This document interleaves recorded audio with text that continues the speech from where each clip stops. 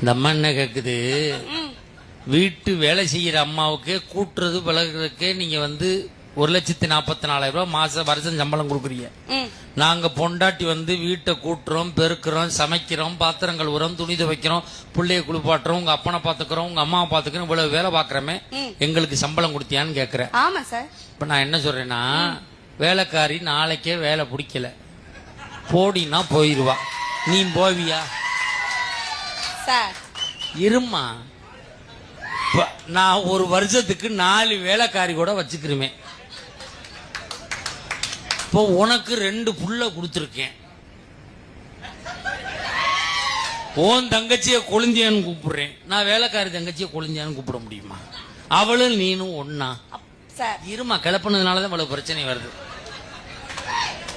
நான் அப்படி கேட்கல. நான் உனக்கு ஊட்டி விடுறேன் சோறு, வேலைக்காரிக்கு ஊட்டி விட நீ விடுவியா?